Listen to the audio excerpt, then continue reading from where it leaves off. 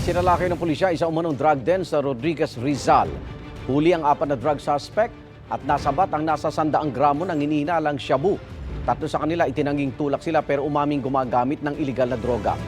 Ang isa naman, nadamay lang daw. May unang balita si EJ Gomez.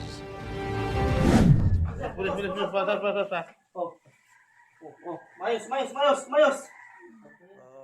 Pinadapa ng mga pulis ang 4 na tulak umano ng illegal na droga sa Rodriguez, Rizal at Karatig Bayan. Sa bahay na ito sa Barangay San Rafael, naaresto ang mga sospek pasado alas 4 ng madaling araw kahapon. Inaresto kita sa salang pagbibenta ha, ng illegal na droga. Ayon sa pulisya, mahigit 1 linggong minonitor ang bahay na naging drug den umano ng mga sospek. Meron tayong residente dito sa Montalban na nagbibigay ng info na sinasabi nga itong areang to ay paiba-iba yung mga tao na pumupunta at yung bahay na yon ay ginagawang drug din nila. Doon na rin yung mga parokyano nila, doon na rin gumagamit. So yun, natsambahan natin sila doon.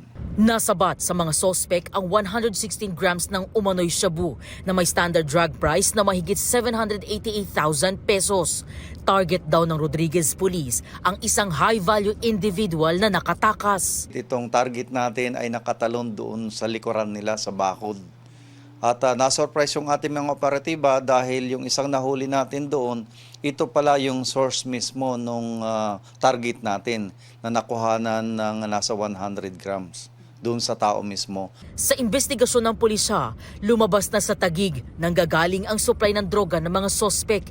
3 sa mga sospek ang nagsabing hindi sila tulak ng illegal na droga pero umaming gumagamit sila. Birthday ko po sana kasi kinabukasan, iinom po sana kami. Tapos, Ayun po, bigla po nangyari ganun. Gumagamit lang po. Hindi pa ako tutulak. ano lang po sir? Magamit lang po ako. Matagal na po. Gumagamit lang po. Parang tan lang po. Pero sabi ng babaeng sospek, Sila po ay mga nagtutulak po, nagbibenta. Dati po kami may relasyon nung isa po nilang nahuli. Dinamay na po nila ako. sa custodial facility ng Rodriguez Municipal Police Station nakakulong ang mga sospek na maharap sa kasong paglabag sa Section 5 at 11 ng Republic Act 9165 o Comprehensive Dangerous Drugs Act of 2002. Patuloy naman ang pagtunton ng pulisya sa nakatakas na sospek.